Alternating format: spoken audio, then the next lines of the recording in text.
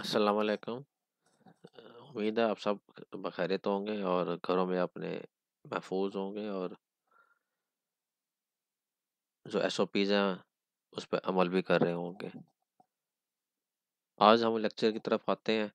तो मिड से पहले हमने मेमोरेंडम और आर्टिकल तक पढ़ लिया था। कंपनी बनाना भी सीख ली थी, कंपनी कैसे बनती है, कंपनी की किस्में क्या हैं। अब कंपनी बन गई है और कंपनी बनने के बाद आगे के मामलात को देखने के लिए हम सबसे पहले जो काम करते हैं वो जिन लोगों ने जो सब्सक्राइबर होते हैं, जिन्होंने शेयर्स खरीदे हैं, उनको हम शेयर्स अलॉट करते हैं। अलॉट मीन्स कि एक प्रिंटेड फॉर्म होती है शेयर्स की। उस प्रिंटेड फॉर्म में हमने उनको वो शेयर्स को प्रिंट कराकर उनका नाम लिखकर और उनको नंबरिंग करके हमने देने होते हैं कि और उस पर सील हम एक इसे कॉमन सील करते हैं, एम्बॉस करते हैं हम एक कंपनी का सील को। एक होती है सिंपल सील होती है जिसमें कि हम स्टैंप वो अपना एक स्याही लगाते हैं और स्याही लगाने के बाद उसको हम लगा देते हैं। लेकिन ये स्याही वाली नहीं होती, ये एम्बॉस वाली होती है। इसमें निशान पड़ जाता है पेपर के ऊपर। तो अब हमने शेयर्स इशू करने हैं। उन शेयर्स के लिए अब हम क्या करेंगे, आज हम शेयर्स पढ़ते हैं कि शेयर्स का क्या तरीक़ेकार होगा। उसमें शेयर को जो उसने सबसे पहले हमने डेफिनेशन की है वो ये की है कि इन अ company limited by shares, yeah, the share capital represents capital introduced into the company by the company shareholders, the members के members ने जो शेयर्स इन्वेस्टमेंट की है कैपिटल की सूरत में, वो जो कैपिटल है या इक्विटी है हमारी, उसको हम हर शेयर होल्डर का एक कहेंगे कि इसका शेयर है। और उसको फिर the share capital of a company में be divided into several different classes. और वो जो शेयर होगा वो सेवरल क्लासेस में भी हो सकता है और मे बी सिंपल एक वन क्लास में भी हो सकता है। तो नॉर्मली इसकी पर वैल्यू हमने शेयर की फिक्स करनी होती है कि जो एक पेपर है, पेज है या एक शेयर है, वो 10 मतलब उसको हम अपनी आसानी पैदा करने के लिए 10 रुपये भी कर सकते हैं, रुपये भी कर सकते हैं, 100 रुपये भी कर सकते हैं। फिर उसको हमने नंबरिंग देनी होती है कि जी कि एक पेपर है हमारा, शेयर सर्टिफिकेट है, जैसे 1000 रुपये का नोट है, 500 रुपये का नोट है, 5 रुपये का नोट है, 10 रुपये का नोट है। ये बेसिकली हम मुख्तलिफ डेमोनेशन में इसलिए बनाते हैं कि ताकि किसी को अगर पेमेंट करनी है तो हम पेमेंट कर सकें।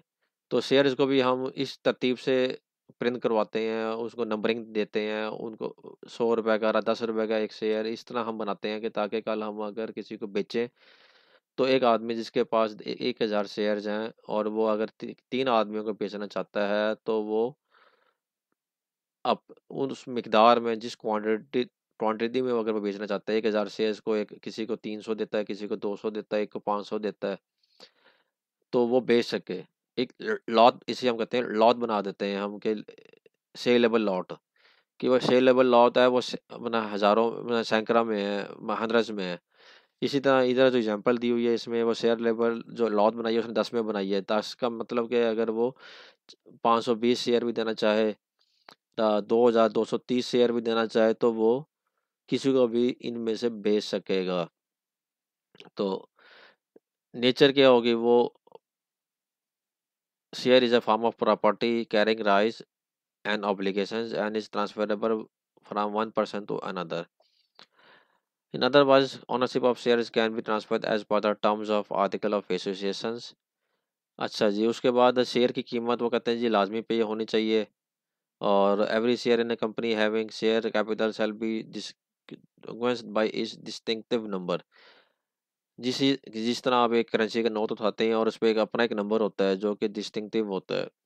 प्राइस बॉन्ड लेते हैं, प्राइस बॉन्ड पे एक नंबर होता है जो कि बाकियों से मुख्तलिफ होता है, डिस्टिंक्टिव होता है। इसी तरह शेयर सर्टिफिकेट पर भी आपने अगर आपके पास 1 लाख शेयर इशू करने हैं तो आप उनको 1 से लेकर 1 लाख तक मुख्तलिफ इस नंबर से आप नंबरिंग करेंगे कि कोई नंबर दोबारा रिपीट ना हो। और जिसके पास जो शेयर का नंबर दिया गया है हम नोट करेंगे, उसको हम एक रजिस्टर में नोट करती है कंपनी के 1 से लेकर 1000 तक जो शेयर्स अलाउड किए हुए हैं वो मेंबर ए को हुए हैं। और 1001 से लेकर 2000 तो हुए हुए हैं, वो मेंबर बी को हुए हैं। तो इस तरह उनके जो नंबरिंग है शेयर्स की वो डिस्टिंक्टिव होनी चाहिए। ये फिजिकल फॉर्म में भी हो सकता है और कंप्यूटर में भी अगर आप एंट्री कर लेते हैं इन बुक एंट्री फॉर्म, तो वो भी आपका और यही एविडेंस होगा कि जी कि आप कंपनी में शेयर होल्डर हैं। और शेयर इशू करने का मैनर वो होगा जो कि specify may be specify form of such certificate and other matter में बी स्पेसिफाई, जो स्पेसिफाई किए गए होंगे। थ्राइस शेयर कैपिटल ये हमने बड़ी तफसील से पढ़ लिया है, क्लास में डिस्कस हो गया था कि ऑथराइज शेयर कैपिटल वो होता है जो हम एसईसीपी से अपने नाम कैप शेयर इशू करने की या कैपिटल इंक्रीज करने की हम एक लिमिट को अप्रूवल लेते हैं, इसकी फीस होती है। ऑथराइज का मतलब रहेगा जी कि कंपनी ऑथराइज है कि वो अगर उसने 1 करोड़ तक का फीस पे कर दी है तो इट मीन्स कि वो 1 करोड़ तक के शेयर्स को सेल कर सकती है और इससे ज़्यादा नहीं कर सकेगी। लेकिन ज़रूरी नहीं है कि कंपनी 1 करोड़ तक के शेयर बेचे, वो 50 लाख के भी शेयर बेच सकती है, 10 लाख के भी शेयर बेच सकती है। बाकी को वो अपने पास रिजर्व में रख लेगा, कंपनी रिजर्व में रख लेगी कि जब हमारे पास अगर ज़रूरत होगी फंड्स की तो हम मज़ीद कैपिटल इशू या शेयर इशू कर सकेगी। तो ऑथराइज शेयर कैपिटल बहुत डिस्कस क्लास में हो चुका है तफसील से। उसके बाद issued and paid up share capital मेरे वही है कि हमने इशू कितने किए हैं। मीन्स के अगर 1 करोड़ की हमने ऑथराइज एसईसीपी से परमिशन ली है कंपनी कि हम ऑथराइज है कंपनी के 1 करोड़ के शेयर इशू कर सके, और उसने इशू किए हैं 80 लाख रुपए के, और तो 80 लाख में से उसको हम कहेंगे इश्यूड। और अगर उसमें 80 लाख का 80 लाख ही पूरा आ गया तो हम उसे कहेंगे जी रिपेड अप भी वही है। लेकिन अगर हमने 80 लाख रुपए के शेयर सर्टिफिकेट इशू कर दी और पैसे हमें आए हैं 50 लाख रुपए, तो इट मीन्स के 80 लाख इश्यूड है और पेड अप 50 लाख है, बाकी 30 लाख अभी हमने लेना है।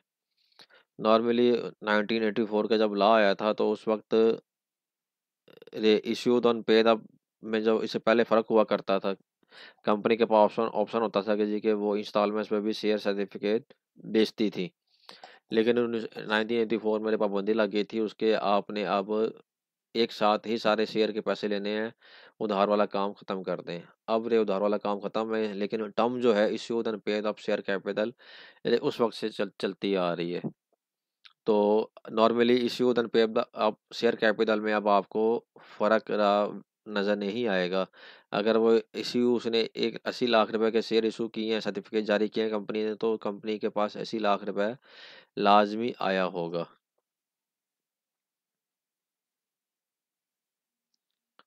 ये हमने सारा पढ़ चुके हैं, इशू शेयर और paid up shares.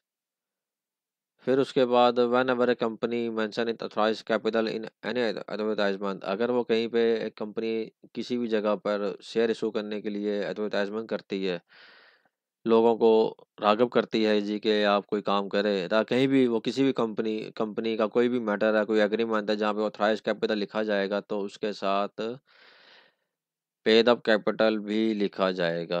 Subscribe and paid up capital means कि ऐसा नहीं है कि अगर एक कंपनी का पेड अप कैपिटल 1 लाख है और ऑथराइज है वो 1 करोड़ है, तो वो लिखे जी कि हमारा तो ऑथराइज कैपिटल 1 करोड़ है, ताकि लोग बेवकूफ़ बन जाए।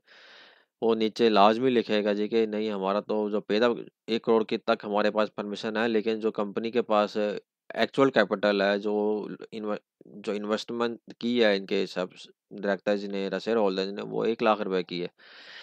तो इस तरह वो लाजमी इसको मेंशन करेंगे। और उसके बाद फिर kind and classes of shares, shares की काइंड्स ऑर्डिनरी शेयर्स भी हो सकते हैं, प्रेफरेंस शेयर भी हो सकते हैं। ऑर्डिनरी शेयर्स आम शेयर वो होता है जो हम कंपनी नॉर्मल लाइफ में अपने शेयर होल्डर्स को इशू करती है, और प्रेफरेंस शेयर है कि कंपनी को मजीद अगर कोई पैसे चाहिए, ऐसे फंड चाहिए जो कि जिसके लिए लोग इन्वेस्टमेंट नहीं दे रहे, तो इन्वेस्टमेंट नॉर्मली अगर मिसाल के तौर पर ऑर्डिनरी शेयर की जो एक टर्म्स कंडीशंस हैं, इस टर्म्स एंड कंडीशन पर वो शेयर अभी नहीं जा कम लोग नहीं आ रहे, इन्वेस्टर नहीं आ रहे और ऑर्डिनरी शेयर्स खरीदने के लिए,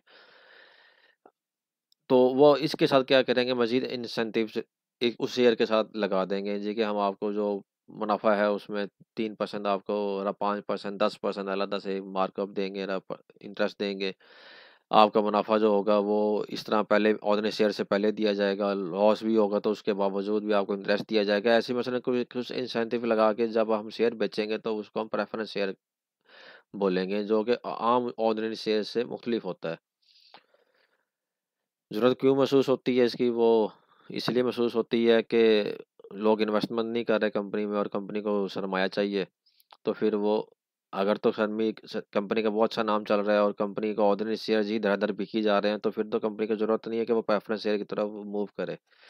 लेकिन अगर उसके शेयर्स नहीं बिक रहे, ऑर्डिनरी शेयर्स अगर 50 लाख तक बिक गए और उसको मजीद 20 लाख रुपए चाहिए, तो फिर वो कंपनी इंसेंटिव के साथ प्रेफरेंस शेयर इशू करेगी। और ऑर्डिनरी शेयर्स की भी क्लासेस हो सकती हैं, क्लास ए या क्लास बी। हर बंदा जो ऑर्डिनरी शेयर होल्डर है वो वोटिंग्स रखता है, मैनेजमेंट के अंदर वोटिंग करेगा। जितने उसके शेयर्स हैं उसके हिसाब से उसके पास वोट है।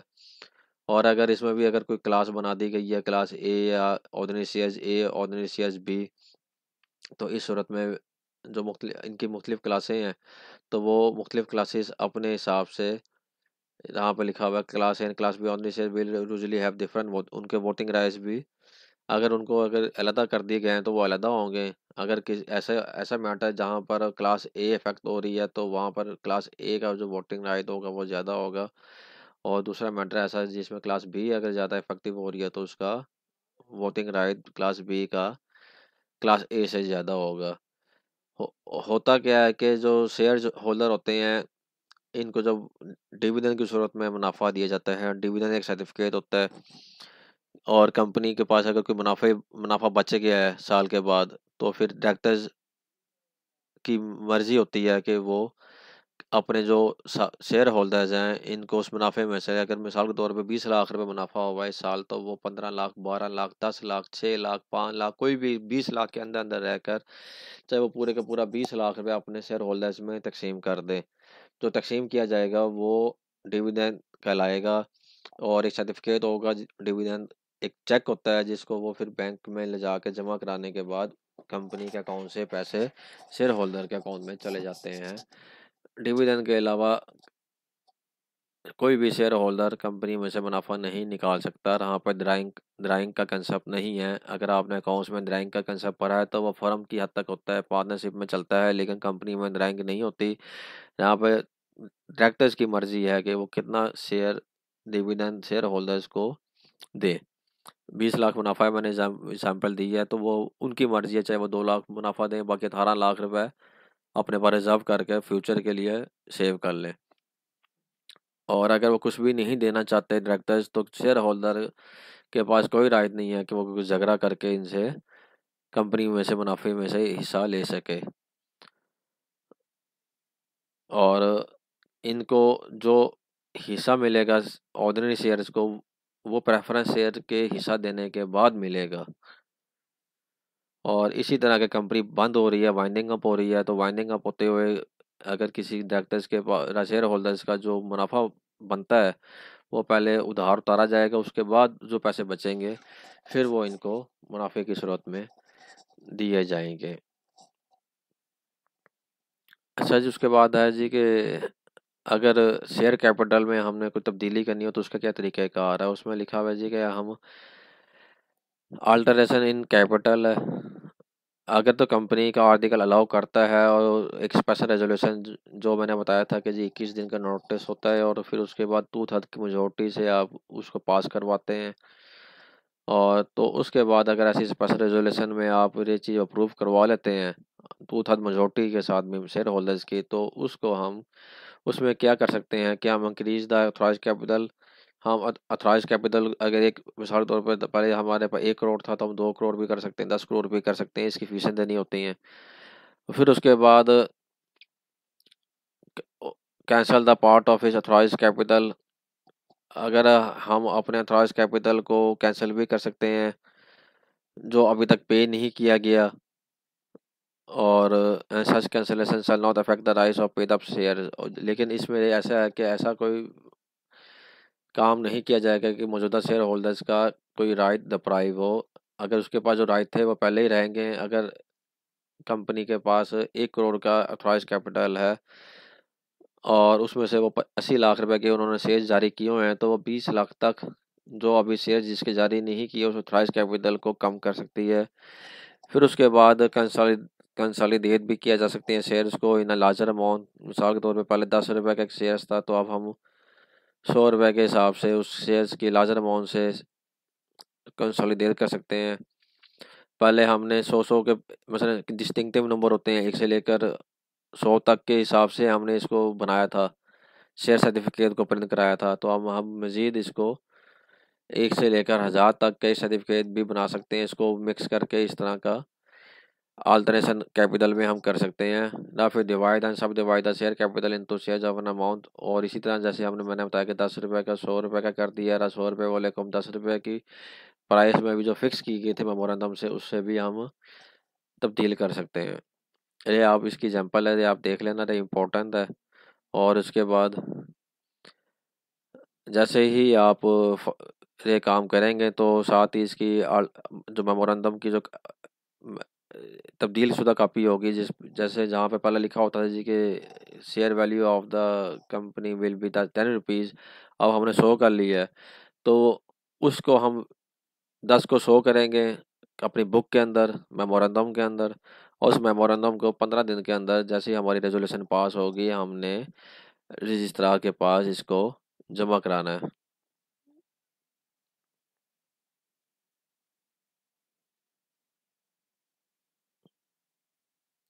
और फिर इसी तरह वही वाली बात के जब हम रात डिवाइड करेंगे ना कंसोलिडेट करेंगे, तो जो शेयर होल्डर के राइट हैं, अगर किसी के पास 1000 शेयर्स थे और अब हमने 1000 की जो वो थी नंबरिंग थी, वो एक शेयर सर्टिफिकेट 100 का था, तो हमने उस सर्टिफिकेट को 100 की बजाय 10 का कर दिया है। तो इससे उसके जो राइट्स शेयर होल्डर के राइट हैं वो डिस्टर्ब नहीं होंगे। फिर इसी तरह रिस्ट्रिक्शन लगाई गई हैं कि जी के अगर आप purchasing of his own shares के listed company is allowed to buy back his own shares. यहाँ पर ये बट नहीं लिखा हुआ, ये बाय बैक है, तो ये स्पेलिंग मिस्टेक है, इसको आप सही कर लें अपने पास। कि इससे पहले जो हमारा कंपनी लॉ था 1984, और उससे पहले जो कंपनी लॉ था हमारा 1913 का, उसमें क्या था कि कंडीशनें थी कि जी कि कंपनी अपने शेयर खुद नहीं खरीद सकती। ऐसा समझ लें कि इसकी एग्जांपल मैं देता हूँ कि एक कंपनी है और कंपनी ने 1 करोड़ रुपए के शेयर जारी कर दिए हैं।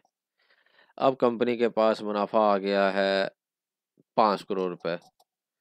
अब कम एक आदमी शेयर खरीद बेचना चाह रहा है, तो इसको दूसरे अल्फाज में ऐसे समझें कि ये कंपनी का नाम है ABC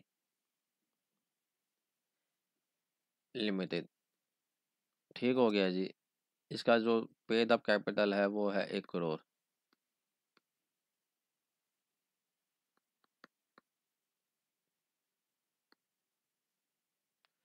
और हुआ क्या कि इसके बाद इसके 5 साल के बाद इसको प्रॉफिट जमा हो गए हैं, जिसको हम एक्यूमुलेटेड प्रॉफिट बोलते हैं, वो हो गए 5 करोड़ रुपए के।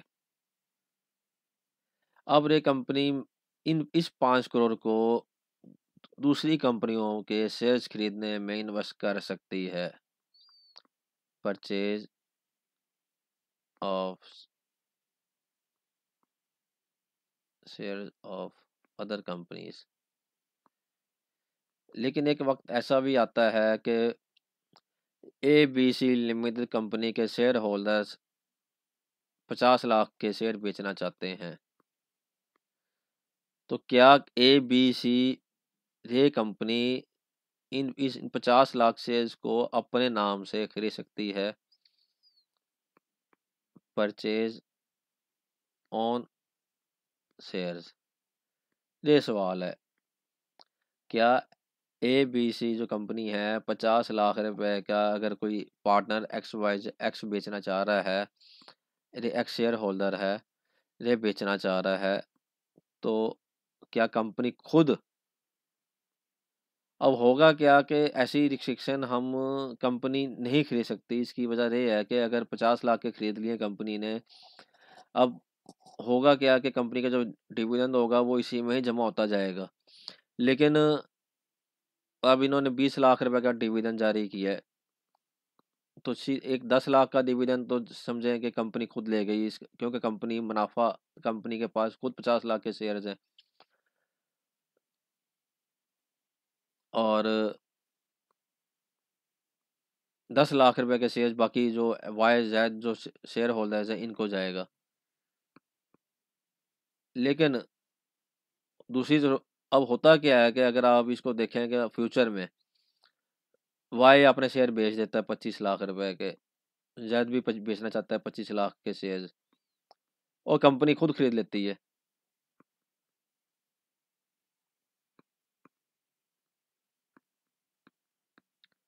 अब इस सूरत में कंपनी का मालिक कौन है जी? एक्स ने भी शेयर बेच दिए, वाई ने भी सेल कर दिए, जेड ने भी सेल कर दिए। अब कंपनी है ए बी सी। अब इस कंपनी में देखें तो who is owner? Owner means के हु इज डायरेक्टर? मैनेजमेंट किसके पास रह गई? अब किसी के पास भी नहीं रह गई। सब इन्होंने तो अपने शेयर्स बेच दिए हैं और कंपनी जो है वो एक आर्टिफिशियल पर्सन है। Company is a person but artificial. तो अब कंपनी का मालिक कौन है? तो इसलिए ये सिनेरियो में आप समझ लें कि कंपनी अपने शेयर नहीं खरीद सकती, इस पर पाबंदी होती है। लिस्टेड कंपनी को किसी हद तक उन्होंने आज़ादी दी हुई है कि वो शेयर खरीद ले। Purchasing the shares of holding company. अब ऐसी कंपनी जो जिसके शेयर्स होल्डिंग कंपनी मैंने बताया हुआ कि जी एक कंपनी है एक्स वाई जेड, दूसरी कंपनी है A B C. A B C limited, X Y Z limited. इस कंपनी के 51% के शेयर्स चाहे खुद खरीदे हुए हैं, चाहे किसी डायरेक्टर के पास, इनके शेयर होल्डर्स के पास इनका इन्फ्लुएंस है कि एक्स वाई जेड में, तो ऐसी कंपनी होल्डिंग कंपनी कहलाएगी। चाहे ऐसे समझ लें कि ए बी सी के जो शेयर्स हैं वो एक्स वाई जेड के शेयर ए बी सी ने खरीदे हुए हैं, रहा एक्स वाई जेड के शेयर्स ए बी सी के शेयर होल्डर्स के पास हैं 51%। तो इसका पर्पज़ ये होता है कि होल्डिंग कंपनी की डेफिनेशन करने का कि कि एक्स वाई जेड कंपनी जो है वो आज़ाद नहीं है। आज़ाद इसलिए नहीं है कि हाँ का जो इन्फ्लुएंस है कंपनी का वो 51% तो ए बी सी के डायरेक्टर शेयर होल्डर्स कंपनी के पास है। मीन्स कि अगर एक्स वाई जेड अगर कोई चीज़ अपनी कोई प्रोडक्ट बेचती है मार्केट में और उसकी कीमत है 100 रुपये, तो ये लोग चाहें तो वही चीज़ 80 रुपये के हिसाब से भी प्राइस के इनवाइस करवा सकते हैं, क्योंकि ओनर एक्स वाई जेड के भी रही हैं, ए बी सी के भी रही हैं।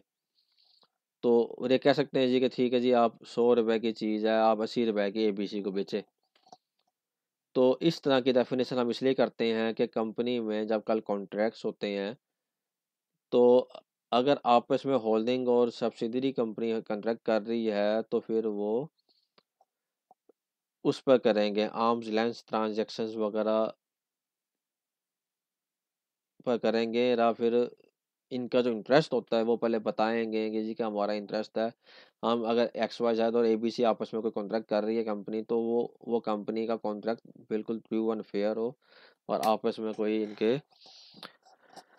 ऐसा ना हो कि एक्स वाई जेड में जो बाकी जो 49% लोग हैं, 51% तो इनके पास है ए बी सी वालों के पास, एक्स वाई जेड का जो बाकी 49 है, ये जो शेयर होल्डर हैं इनका कोई नुकसान ना हो। तो इसलिए ऐसे कॉन्ट्रैक्ट्स पर पाबंदियाँ होती हैं जिसमें जो आर्म लेंस या फेयर वैल्यू या इस तरह के असूलों से मुनाफी हो। तो इसलिए सब्सिडरी कंपनी जो होगी कि होल अब एक सब्सिडरी कंपनी है अब एक्स वाई जेड है कि अब ये 51% के शेयर इसके एबीसी के पास हैं। अब एक्स वाई एबीसी के शेयर होल्डर भी कोई शेयर बेचना चाहते हैं तो क्या क्या एक्स वाई जेड खुद ये शेयर परचेज कर सकती है? क्या एक्स वाई जेड भी ए बी सी के शेयर परचेज हो सकते हैं? ये सवाल है, इसको हम देख लेते हैं। इसमें है कि if subsidiary company carries on A business of brokerage, कि अगर सब्सिडरी कंपनी ब्रोकरेज शेयर बेचने खरीदने का काम कर रही है तो फिर तो कोई मसला नहीं है। Otherwise subsidiary company acting as a trustee unless holding company beneficially interested in to trust, अगर वो सब्सिडरी कंपनी है वो ट्रस्ट है तो उस सूरत में भी इसके शेयर्स को वो डील कर सकती है अपने होल्डिंग कंपनी के। Shares are hold by a company by operation of law, कोई ऑपरेशन ऑफ लॉ जिसके तहत वो शेयर्स सब्सिडरी कंपनी के पास होल्डिंग कंपनी के आ गए हैं तो फिर तो रख सकती है। या फिर है कि सब्सिडरी कंपनी कारोबार कर रही है, कारोबार का मतलब ये है कि अगर सब्सिडरी कंपनी जो है वो शेयर्स खरीदने बेचने का कारोबार, इसका कारोबार ही रही है कि वो शेयर्स खरीदे और बेचे। और होल्डिंग की मतलब खुद नहीं खरीदने होते, इसने आगे लोगों को लेके देने होते हैं। शेयर्स का कारोबार ऐसा होता है कि आप क्या करते हैं कि हमने ये एग्जांपल लिया कि जी एबीसी शेयर बेचना चाह रहा है। अब एबीसी जो बेचना चाह रहा है वो एक्स मार्केट में ऐसा नहीं है कि जी वो किसके पास जाएगा कि जी मेरे शेयर खरीद लें आप। अब एबीसी के लिमिटेड के जो शेयर होल्डर हैं वो कैसे अपनी एक प्रोडक्ट को मार्केट में, कि मार्केट तो होगी जहाँ पे बेचने जाएगा। ऐसा तो नहीं है कि जी वो चौक पे खड़ा होकर आवाज़ें लगाएंगे जी कि हमारे शेयर खरीद लो, हमने शेयर बेचने, ऐसा नहीं होता। इसकी भी एक मार्केट होती है जिसको हम स्टॉक मार्केट बोलते हैं। अब इस स्टॉक मार्केट में जो एक्स वाई जेड है वो एजेंट है इनका। अब एक्स वाई जेड क्या कर रहा है कि ये शेयर्स को, इसका कारोबार ही रही है कि ये स्टॉक मार्केट में लोगों से शेयर्स की जो बेचना चाहते हैं वो इनको वो आके लिखवा देते हैं जी हम शेयर खरीद बेचना चाह रहे हैं, और फिर ये लोगों से रब्ता करते हैं जी ये शेयर बिकने के लिए आए हैं खरीद लें। जैसे समझ लें एक तरह की शॉप है शेयर्स की। अब होल्डिंग कंपनी का भी कोई शेयर बिकने के लिए इनके पास आ गया है तो उस सूरत में ये खरीद कर आगे बेच सकते हैं। अदरवाइज होल्ड जो सब्सिडरी कंपनी है वो अपने होल्डिंग कंपनी के शेयर्स नहीं खरीद सकती। और इसी तरह subsidiary company acting as a trustee, अगर वो ट्रस्ट की सूरत में, अगर वो ट्रस्ट, अगर कोई मदरसा है, कोई इदारा है, कोई वेलफेयर इदारा है और वो एक्स वाई जेड जो है वो ए बी सी के शेयर एक्स वाई जेड के हैं, लेकिन ए बी सी एक ऐसा नॉन प्रॉफिट ऑर्गेनाइजेशन है, वो एक ट्रस्ट है। तो इस सूरत में क्या होता है कि जी कि अगर एक्स वाई जेड जो एक सब्सिडरी कंपनी है इसके मैनेजमेंट को हम ट्रस्टी बना देते हैं कि जी इसका जो इंजाम होगा वो ए बी सी चलाएगा, ए बी सी का जो इंजाम होगा वो एक्स वाई जेड चलाएगा। तो इस सूरत में भी हम शेयर्स को ये बेच सकेगी। ऐसा इसी तरह अगर कोई शख्स जो है वो शेयर्स खरीदना चाहता है अब कंपनी में, और वो कंपनी से ही लोन अप्लाई करता है जी कि मैंने शेयर्स खरीदने हैं और कंपनी मुझे लोन दे, तो उस सूरत में एक जो प्राइवेट कंपनी है, अगर वो सब्सिडरी नहीं है किसी पब्लिक कंपनी की, तो उस सूरत में वो लोन दे सकती है अपने एम्प्लॉई को या किसी भी शख्स को, कोई सब शेयर होल्डर है, डायरेक्टर है या कोई एम्प्लॉई है उनका। और इसी तरह अगर कोई बैंकिंग कंपनी है जो लोन वैसे ही बैंक में देती है, उधार देते हैं लोगों को, तो वो भी अगर कोई शख्स उसे लोन लेकर उसी बैंकिंग कंपनी का शेयर खरीद ले तो वो भी ममानत नहीं है। और फिर provision of money in accordance with any scheme approve through special resolution in accordance with specific requirement, the purchase of the shares held by a trust for benefit of employees of such shares held by employee of the company, or provision of scoring an advance to any office employees, including chief executive who before his appointment was not a director, and excluding all directors of company for such। अगर कोई trust है तो उस सूरत में भी अपने वो कोई स्पेशल रेजोल्यूशन के जरिए अपने एम्प्लॉयज़ के बेनिफिट के लिए अगर कोई है तो वो शेयर्स खरीदने के लिए, अपने ही शेयर्स खरीदने के लिए उसको वो लोन दे सकता है। और इसी तरह एक ऐसा शख्स जो एम्प्लॉई है, रहा वो चीफ एग्जीक्यूटिव है, रहा वो डायरेक्टर है, और